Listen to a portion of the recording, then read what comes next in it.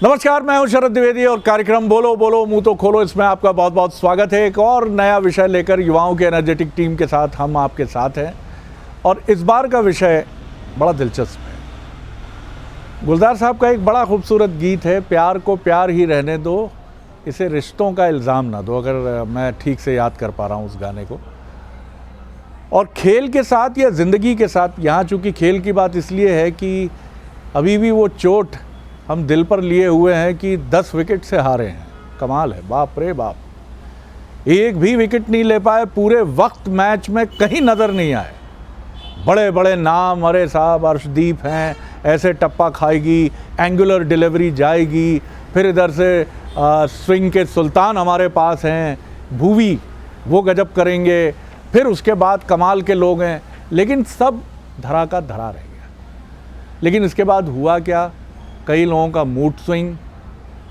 अपनी Indian cricket team को जिसने बहुत अच्छा प्रदर्शन किया है इसके पहले और आगे भी करेगी, ये एक ख़राब दिन था उसके लिए, लेकिन आपने उसको कोसना शुरू कर दिया, आपने उसको गालियां देना शुरू कर दिया। और ये बताता है कि जीतो तो वाह वाह, हारो तो हाय हाय। ये नज़रिया सिर्फ क्रिकेट मैच को लेकर ही नहीं है, ये नज़रिया ज़िंदगी को लेकर भी है। अगर हम सफल हो जाते हैं, हम सक्सेसफुल हैं, तो सब बहुत बढ़िया है, बहुत अच्छा है। खुद हम अपने लिए बड़ा हाई रिगार्ड रखते हैं, और अगर हम ही हारने लगे, ज़िंदगी में सफल नहीं हुए, पेरेंट्स भी क्रिटिसाइज़ करने लगते हैं, मोहल्ले वाले अंकल और आंटी भी क्रिटिसाइज़ करने लगते हैं, और सबसे ज़्यादा चुभती है बॉस, जो मुझे चुभती है वो है दोस्तों की बात। यार प्रॉब्लम तो तेरे भीतर ही था यार शरद, हम बोल नहीं पाए यार तेरे को। यार 25 साल से साथ हो यार, आज फेलियर हुआ तो अब तुम्हें शरद में कमज़ोरियाँ नज़र आने लगी। ये मनुष्य का प्रॉब्लम है, लेकिन हम इसको कैसे देखें, कैसे समझें, आज इस कार्यक्रम में, इस ख़ास कार्यक्रम में हम इसी पर बात करेंगे। जो मेहमान हमारे साथ हैं उनसे मिल लीजिए। सबसे पहले हमारे साथ हैं अंकित झा। अपने बारे में छोटा सा परिचय दीजिए। जय हिंद, मैं अंकित कुमार झा भोपाल से हूँ। मैंने अपनी पढ़ाई the Bhopal school of social sciences से पूरी की है और अभी मैं कंबाइंड डिफेंस सर्विस की तैयारी कर रहा हूँ। स्नेहल की तरफ हम आते हैं जी। हेलो सर, मेरा नाम स्नेहल है और मैं बच्चों के साथ काम कर रही हूँ, उनकी लीगल अवेयरनेस बढ़ाने के लिए, पॉक्सो, चाइल्ड सेक्सुअल अब्यूज़ और इन सब की अवेयरनेस, स्पेशली गवर्नमेंट स्कूल्स में। इसके अलावा लॉ ग्रेजुएट भी हैं जी, मैं एक लॉ ग्रेजुएट हूँ, लॉयर हूँ। बहुत बढ़िया। देखिए स्टैंडर्ड एज में ये कितने बड़े बड़े काम कर रही हैं। नितिशा त्रिवेदी हैं। नमस्कार सर, हाँ। मैं नितिशा त्रिवेदी भोपाल से, और UIT RGPV भोपाल से मैंने इंजीनियरिंग 2022 में पास आउट किया है। भूतपूर्व NCC कैडेट भी रह चुकी हूँ और डिफेंस एस्पिरेंट भी हूँ, साथ ही वर्किंग IT इंजीनियर हूँ। आपकी हिंदी में ये भूतपूर्व मुझे बहुत अच्छा लगा, और ये भूतपूर्व आपको अभूतपूर्व करेगा एक दिन, और आप अनप्रेसिडेंटेड सक्सेस के साथ आगे बढ़ें, ऐसी बहुत सारी शुभकामनाएं। पीछे हम चलते हैं, उनके पास माइक्रोफोन है, ऐश्वर्य हैं, बहुत ही प्रसन्न, बहुत ही हंसते हुए हमेशा जी। जय हिंद सर, मेरा नाम ऐश्वर्य चतुर्वेदी है। मैंने फ़िलहाल अपना ग्रेजुएशन किया है BSSS कॉलेज से। मैं सिविल सर्विसेज की तैयारी कर रहा हूँ और साथ ही साथ चाइल्ड राइट्स, चिल्ड्रंस के साथ काम कर रहा हूँ, और ग्रेजुएट्स के लिए स्किल डेवलपमेंट पे फ़िलहाल मैं काम कर रहा हूँ। चलिए, श्रीराम। नमस्कार, मेरा नाम श्रीराम है। विज्ञापन और जनसंपर्क का विद्यार्थी हूँ माखनलाल चतुर्वेदी विश्वविद्यालय से, और साथ ही साहित्य मंडली एक साहित्यिक समूह है जिसका संस्थापक अध्यक्ष हूँ। बिल्कुल, और बहुत सुंदर कविताएं, और उसके खुद रचनाकार भी हैं, और कई बार दूसरे कवियों की कविताएं भी अपने मित्रों के। सबसे पहले सबसे ठहरी हुई जो युवा प्रतिनिधि हैं स्नेहल की तरफ हम चलते हैं। एक बहुत ठहरे हुए स्टेबल कमेंट के लिए, मैं उनके ऊपर दबाव नहीं बना रहा हूँ। स्नेहल, कैसे देखते हैं आप, क्योंकि आपके भीतर एक गंभीरता है, एक लॉ ग्रेजुएट और बच्चों के साथ काम करने के साथ संवेदना, और लॉ ग्रेजुएट गंभीरता, कानूनों की जानकारी भी और समझ भी। आप कैसे देखती हैं कि हमारे जज्बात कई बार हमें, ख़ासतौर से स्पोर्ट्स की अगर हम बात करें, तो किस तरह से हमें कई बार जब हम जीतते हैं तो तब भी मुसीबत पैदा करते हैं, हारते हैं तब तो बाप रे बाप। जी सर, मैं सबसे पहला जो कटाक्ष है वो हमारी शिक्षा प्रणाली पर करना चाहूँगी, जो हमारा एजुकेशन सिस्टम है और जो पेरेंटिंग सिस्टम है। हमने बच्चों को कभी फेलियर सिखाया ही नहीं। ये एक बहुत इम्पॉर्टेंट लाइफ स्किल है। हर इंसान अपनी लाइफ में कभी ना कभी फेल होता है, लेकिन फेल कैसे होना है और उस फेल होने के बाद क्या करना है ये हमने कभी नहीं सिखाया। बच्चों से उस बारे में डिस्कशन नहीं किया। आज भी कोई फेल होता है तो उसे बहुत सारी प्रॉब्लम्स का सामना करना पड़ता है, बहुत सारी मॉकरी होती है उसकी। तो ये फेलियर, सक्सेस क्या है, सक्सेस की डेफिनेशन क्या है, ये सारी चीज़ें जब तक एजुकेशन सिस्टम में, जब तक टीचर्स, पेरेंट्स इन चीज़ों पर काम नहीं करेंगे और कोई फेल हो गया तो उसे समझाएंगे नहीं कि ठीक है, कोई बात नहीं, it's just a failure, it's just part of life, तब तक मुझे लगता है कि इसी तरीके से तो अभी हम जैसे क्रिकेट मैच की बात कर रहे थे तो वो एक एक्सप्रेशन है कि हम फेलियर ले नहीं पा रहे हैं। अगर वो प्लेयर्स को गालियां दे रहे हैं या जो भी कर रहे हैं वो फेलियर ले नहीं पा रहे हैं, रिजेक्शन नहीं ले पाते हम कई बार। तो इन चीज़ों की बिल्कुल ज़रूरत है कि ऐसी एक्टिविटीज़ में पार्टिसिपेट करें जहां फेलियर आपको देखने को मिले बार बार। तो मेरा यही कहना ये है। बहुत ही एक सेंसिबल कमेंट है कि दरअसल मैं इसका इंटरप्रिटेशन ऐसे करता हूँ कि हमें गेम देखना ही नहीं सिखाया गया। आप ऐसा नहीं है कि गेम देखते हुए बहुत ठंडे होके बैठ जाएंगे, पॉपकॉर्न को बगल रख देंगे, तालियां बजाना बंद कर देंगे और बहुत ही किसी जैसा यूके के बारे में हम सुनते हैं कि विंबलडन देखने आए हैं और एक बड़ा सेंसिबल बैठा, तालियां बज रही हैं या चुप बैठे हैं, हैट भी खिसक नहीं रहा नीचे। ऐसा नहीं है सर, गर्मजोशी रखिए, लेकिन हार को डाइजेस्ट करना ये किसी सिस्टम से तो हमें सीखना पड़ेगा ना।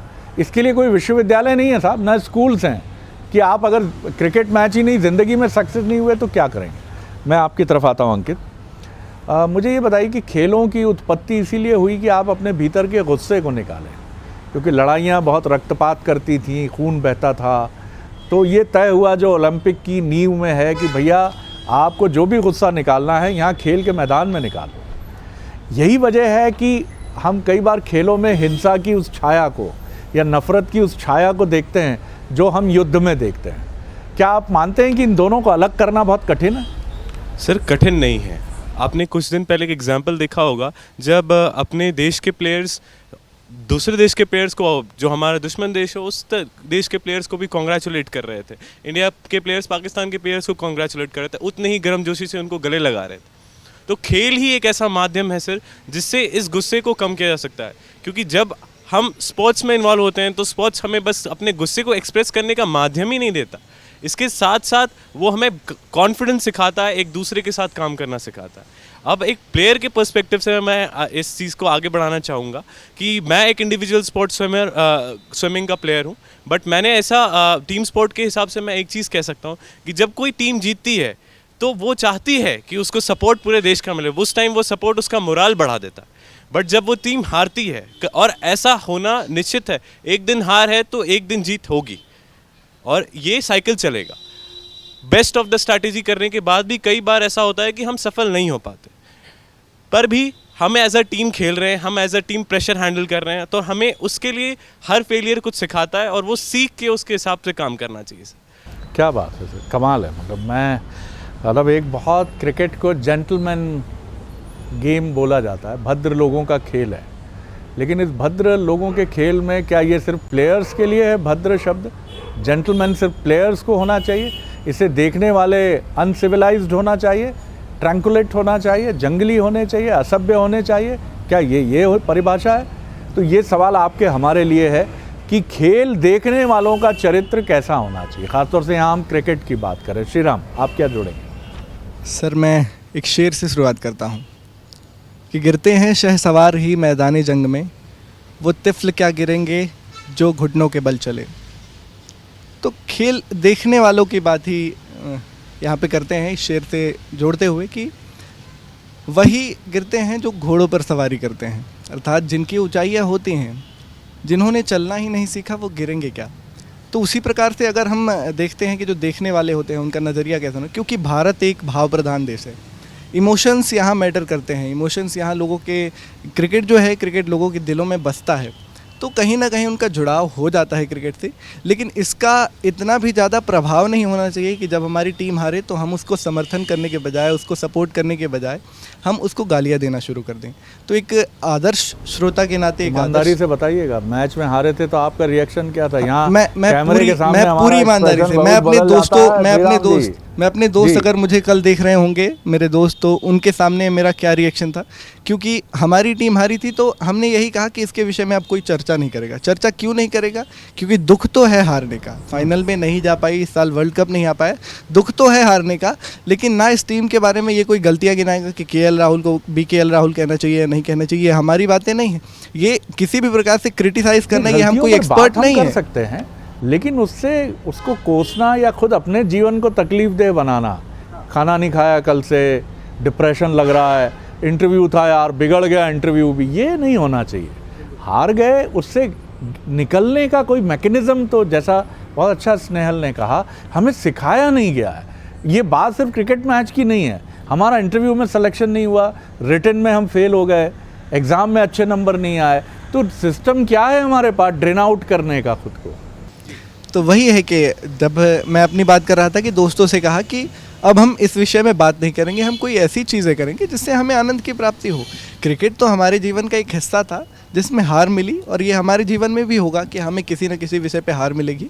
तो तुम ही लोगों जो मुझे सहारा दोगे अगर मैं हारूंगा, तो कुछ ऐसी चीज़ें हमें करनी चाहिए जिनकी वजह से हमारा ध्यान उस व्यक्तिगत जो दुख है उस पर ना हो, और उस पर हम आगे बढ़ने के लिए आगे कार्य तो करेंगे, लेकिन अभी के लिए इस पर इतनी ज़्यादा चर्चा करने की आवश्यकता नहीं है। जी ऐश्वर्य। सर, खेल का दूसरा नाम मेरे हिसाब से डिसिप्लिन, दोस्ती और जज्बात है। एक प्लेयर अपनी ज़िंदगी के प्रीशियस 12-13 साल देता है एक स्पोर्ट्स को, उसकी टीम उसका परिवार बन जाती है। हाँ, हर व्यक्ति के अंदर जज्बात होते हैं खेल को लेके, खिलाड़ी के अंदर भी होते हैं, पर हमें पता होना चाहिए कि वो जज्बात जब तक हम फील्ड में हैं तब तक रहें, हम जैसे ही ग्राउंड से बाहर हों वो जज्बात वहीं रह जाएं, और हमें अपने खिलाड़ियों को सपोर्ट करना चाहिए, क्योंकि वो खिलाड़ी एक 12 से 14 साल के संघर्षों के बाद बना है। उसने कितना वक्त अपना उस खेल को दिया है शायद बहुत लोग नहीं जानते, परंतु उस खिलाड़ी का संघर्ष, आज अच्छा खेल रहा है तो शायद हम उसकी तारीफ़ कर रहे हैं, कल बुरा खेल रहा है, ऐसा नहीं होना चाहिए, क्योंकि हर खिलाड़ी अपने ज़िंदगी के, जो व्यक्ति 14 साल दे रहा है वो अपनी जान लगा के हर मैच में वो अपनी जान लगा के ही खेलता है, क्योंकि उसने क्रिकेट को या कोई सा भी खेल हो, जैसे कि मैं स्विमर हूँ तो जितने टाइम मैंने खेला उस खेल को अपने जीवन का एक अभाग्य अंग माना, और खेल एक खिलाड़ी का अभाग्य अंग होता है, और वो कोई इसके साथ, सॉरी सर, अविभाज्य अंग होता है, अलग ना किया जा सके। हाँ। वो अविभाज्य है। हाँ। जी। तो कोई खिलाड़ी जानबूझ के कोई गलती नहीं करेगा और वो पूरी जान लगाता है, और जहाँ टीम गेम की बात होती है तो वो अपने परिवार के लिए खेलता है। परिवार मतलब वो 11 सदस्य 15 सदस्यों की जो टीम है वो उसका परिवार है, वो खिलाड़ी ना होके परिवार के लिए खेलता है। बहुत कम। नितिशा की बारी है। नितिशा, आप क्या कहेंगी? भारत में क्रिकेट अगर मज़हब है तो खेलने वाले खिलाड़ी जो है उन्हें भगवान की उपाधि दी गई, और जब हम किसी को भगवान की उपाधि देते हैं तो वो हमारे लिए कोई मामूली हस्ती नहीं होती है। उनसे हमारी काफ़ी एक्सपेक्टेशन होती है कि वो स्टेडियम में अच्छी परफॉर्मेंस दें। और मेरा एक इंसिडेंट है जो मैं आपसे शेयर करना चाहती हूँ, 2011 का, जब इंडिया वर्सेस श्रीलंका का मैच था, फाइनल मैच था, और उसी शाम को मैं अपना बर्थडे केक काट रही थी। तो बर्थडे में मौजूद सभी का ध्यान केक की जगह टीवी मैच में था, और काफ़ी मायूसी सी छा गई थी जब हमारे रन नहीं बन पा रहे थे, तो मैं भी मायूस हो गई थी। बट फाइनली जब हम जीत गए तो काफ़ी जश्न का माहौल बना, मेरे बर्थडे के कारण नहीं बट क्रिकेट मैच के कारण। तो उस दिन 11 साल की उम्र में मुझे पता चला कि भारत में क्रिकेट का और सेंटिमेंट्स कितने कनेक्ट है, क्रिकेट का कितना इंपॉर्टेंस है, फ़ैन बेस कितना बड़ा है। पर हमें इससे ऊपर उठकर देखना होगा। जब भी हम मैच हारते हैं तो इसे एक नेशनल, लेकिन आप, मुझे बहुत अच्छा लगा आपका नज़रिया कि आपने एक रैशनैलिटी भी क्रिएट की कि जब क्रिकेट को हम ईश्वर जैसा मानने लगते हैं और प्लेयर्स हमारे लिए बहुत ऊंचा दर्जा लेते हैं, तो सेंटिमेंट्स का उफान किसने बढ़ाया? हम नहीं बढ़ाया, मीडिया नहीं बढ़ाया, सारे चैनल्स कहते हैं फिर गजब करने वाली है भारत, संडे हमारा होगा, और नहीं तो मैच के मुजरिम पहले नंबर पर यजुवेंद्र चहल को क्यों नहीं खिलाया? द्रविड़ को सोचना चाहिए। ये हम ही है। बहुत अच्छा लगा मुझे आपका ये पॉइंट। जी सर, तो ये रीज़न है कि हमने उन्हें आइकॉन बना दिया है, और वो किसी बॉलीवुड स्टार से कम नहीं है हमारे लिए, उससे भी आगे हैं। बिल्कुल, क्योंकि वो एडवर्टाइजमेंट में है और हमारे आइडल भी बन जाते हैं कभी कभी, तो काफ़ी एक्सपेक्टेशन हो जाती है। बट हमें ये समझना होगा कि खेल भावना जो है वो नफरत की भावना से काफ़ी ऊंची है। कोई भी क्रिकेटर जब गले लगाता है अपोजिट टीम प्लेयर्स को, तो वो तो मैच के या स्पोर्ट्स के एथिक्स होते हैं जो वो उसे फॉलो करते हैं। पर अगर हम वही फ़ोटो देख के सोशल मीडिया में ये समझे कि हमने उन्हें सपोर्ट किया या ट्रोल करें क्रिकेटर्स को, तो ये कहीं ना कहीं गलत हो जाता है। हमें समझना होगा कि जो हमारे क्रिकेटर्स हैं वो काफ़ी अंडर प्रेशर खेलते हैं। और ये थोड़ा सा हमारा जो एक जिसको आप कह सकते हैं कि भीड़ का हिस्टीरिया है एक, जो इस देश में हम इलेक्शंस में भी देखते हैं और क्रिकेट स्टेडियम्स में भी देखते हैं, और किसी बॉलीवुड या कन्नड़ा फिल्म के या दक्षिण भारत की फिल्म के या टॉलीवुड के इनके स्टार्स के साथ भी हम देखते हैं कि लोगों का जो प्रेम है वो एक पागलपन की तरफ भी चला जाता है। ये बहुत खूबसूरत बात आपने कही है, और मुझे याद आता है एक ऑस्ट्रेलियन कैप्टन ने एक बार कहा था कि हम जब भी इंडिया आते हैं तो मुझे आश्चर्य होता है कि उन्हीं भारतीय खिलाड़ियों को जब मैं ऑस्ट्रेलिया में देखता हूँ या इंग्लैंड में देखता हूँ या मैं कहीं और उनसे मुकाबला यूरोप की धरती पर कहीं कर रहा होता हूँ तो वो डिफरेंट दिखते हैं, लेकिन जब मैं हिंदुस्तान आता हूँ तो वो एयरपोर्ट पे अपना काला चश्मा पहने हुए इधर उधर देखते रहते हैं, ये सामान कौन ले जाएगा भाई, कौन है। और वो कहते हैं जिस तरह स्टेडियम में जो दीवानगी है, तो मुझे बहुत आश्चर्य होता है कि ऐसे में इनका खेलों पर कितना ध्यान होगा। ये उनका एक जेलस का भी कमेंट हो सकता है। स्नेहल में आपकी क्या ये भी एक गलती है कि हमारे यहाँ वहाँ ऑस्ट्रेलिया या इंग्लैंड का एक प्लेयर वो अपनी किसी सेल्समैन है किसी गाड़ी को बेचने का, और वहाँ वो सेलिब्रिटी नहीं है, वो टाई लगा के अपना काम कर रहा है, शाम को वो जब ब्रेड खरीदने या सब्जियां खरीदने निकला है तब भी लोग उसके पीछे पागल नहीं हैं, दीवाने नहीं हैं। वहाँ शायद ये कल्चर है जिसकी बात आप कर रही थी कि स्टेडियम में ये हमारे हीरो हैं, स्टेडियम के बाहर ये हमारे जैसे हैं। क्या ये अंतर हम नहीं कर पाते? लार्जर देन लाइफ, ज़िंदगी से बड़ी हकीकत क्या हम भारतीयों का स्वभाव है?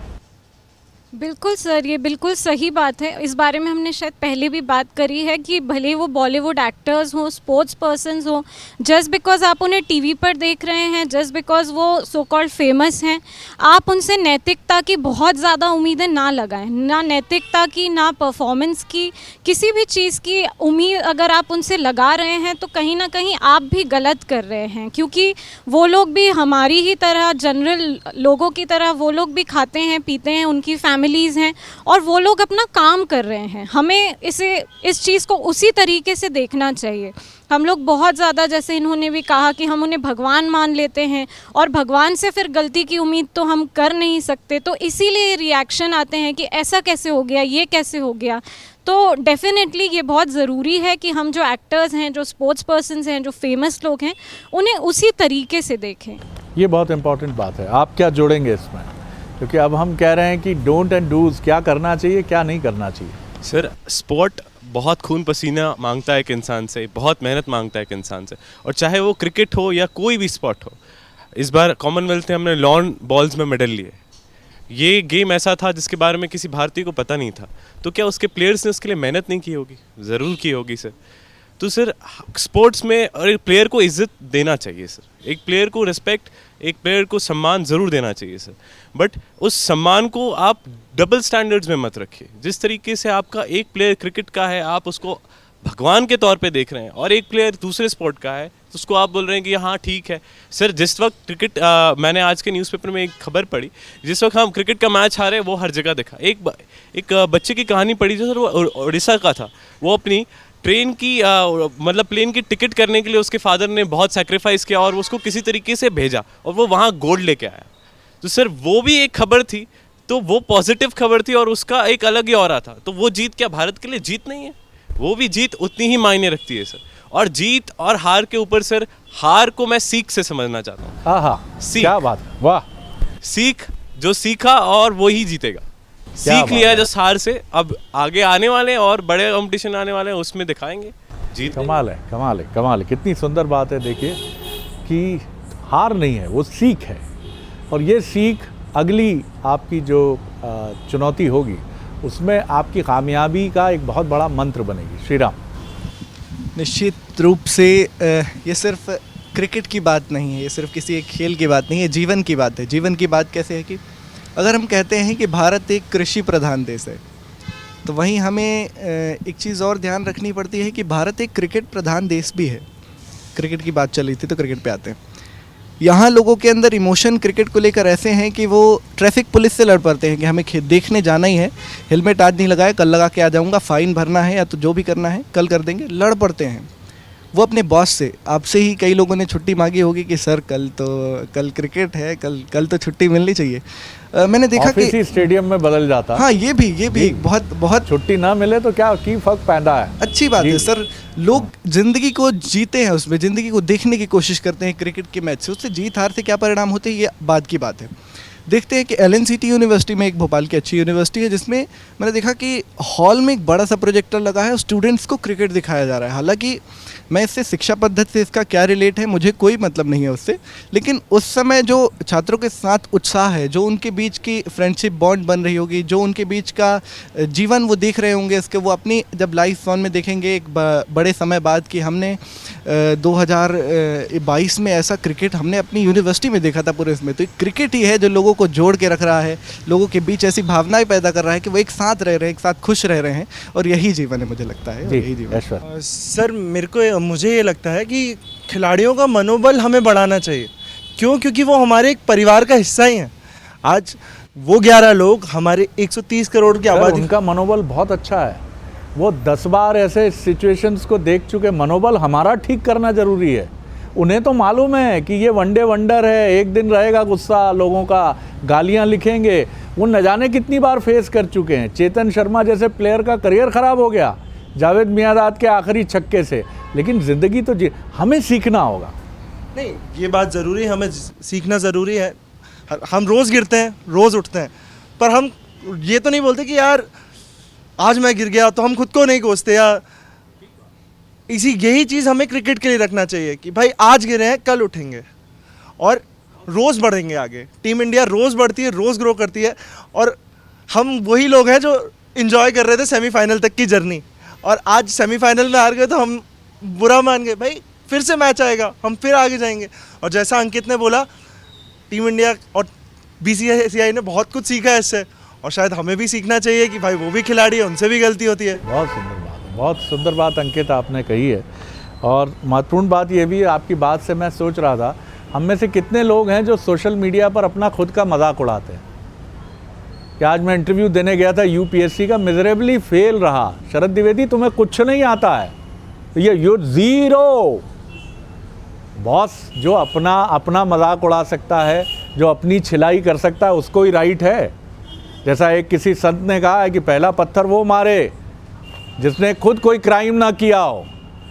हम और आप क्या क्या हमारे काम है, मैं नहीं कहता हम सब भाई साहब कोई अपराधी है, क्षमा चाहूँगा मैं, ऐसा नहीं कह रहा हूँ, मैं बिल्कुल नहीं कह रहा हूँ, लेकिन हमें खुद हमारी नाक पे गुस्सा रखा और हम दूसरे को कह रहे हैं कि भैया शांत रहो, कूल रहो, अच्छा रहता है, ब्लड प्रेशर नहीं बढ़ता है। आप खुद के बारे में तो एक चीज़ नहीं कहते, कहीं खुद को तो क्रिटिसाइज़ करना किसी को अलाउ नहीं करते, और टीम की बिल्कुल छिलाई किए जा रहे हैं। जी निकिता, मैच हारते हैं तो उसको नेगेटिवली ना लेके किसी पॉइंट ऑफ, मतलब किसी कम्युनिटी को या किसी पर्टिकुलर मज़हब को पॉइंट आउट ना करके, मतलब कुछ एक खेल भावना के तौर पे सोचना चाहिए, क्योंकि खेल भावना सबसे बड़ी होती है। सबसे अच्छी बात आज इस बातचीत से ये समझ में आई कि आलोचना करने का भी एक तरीका हमें सीखना आना चाहिए। कई बार घर में भी हमारी आलोचना ऐसी हो जाती है कि हमारे पेरेंट्स को या पेरेंट्स की तरफ से बच्चों को बहुत बुरा लगता है, और उसके बड़े डायर कंसीक्वेंसेस भी होते हैं कि वो सुसाइड तक में चले जाते हैं, या आप उसको हिंसा में बदलते देखते हैं। हमें ये सीखना होगा कि किसी मैच में कोई हार सकता है, कोई जीत सकता है, लेकिन वो 11 प्लेयर जो मैदान में गए थे, क्या वो हारने के लिए गए थे? क्या वो ये सोच के गए थे आज का हमारा दिन नहीं है? क्या उन्हें तकलीफ़ नहीं हुई होगी? क्या इसके बाद वो मैच खेलना बंद कर देंगे? क्या इसके बाद आप और हम मैच देखना बंद कर देंगे? नहीं। एक ख़राब दिन आपकी हमारी ज़िंदगी में आता है, हमारी गाड़ी कहीं ठुक जाती है, हम कहीं टाइम पर पहुंच नहीं पाते हैं, किसी दिन ऑफिस में बिना गलती के डांट पड़ जाती है, लेकिन क्या उसको हम 365 दिन रोते हैं या सोशल मीडिया पे लिखते हैं? एक मैच्योरिटी हमें चाहिए। बिल्कुल बहुत खूबसूरत बात इन युवाओं ने हमसे शेयर की है कि आप संडे का फाइनल एंजॉय करके देखिए और एक क्रिकेट लवर की तरह देखिए। आप भूल जाइए कौन सी टीम है, आप देखिए सिर्फ क्रिकेट और अपनी टीम के लिए विश करिए, उनके साथ खड़े होइए। जी सर शिवमंगल सिंह सुमन सर की एक बात मुझे याद आती है कि क्या हार में क्या जीत में किंचित नहीं भयभीत में, संघर्ष पथ पर जो मिले ये भी सही, वो भी सही। लेकिन इसको समझना बड़ा कठिन होता है और यही वजह है कि हमारी मुट्ठियाँ भिजते या आंखों में शोले उमड़ते देर नहीं लगती। और सोशल मीडिया के जो टाइगर्स हैं उनकी दहाड़ तो इतनी दूर दूर तक सुनाई देती है कि ऐसा लगता है कि बाप रे बाप क्या चल रहा है। तो भाई साहब थोड़ा सा अपने बारे में भी लिखा करिए सोशल मीडिया पर, अपने को भी क्रिटिसाइज़ किया करिए। बहुत अच्छा लगा आप सभी से बात करके। बोलो बोलो के इस एपिसोड में इतना ही। अगली बार युवाओं की एक और एनर्जेटिक टीम और एक और नए सब्जेक्ट के साथ आपसे फिर मिलेंगे।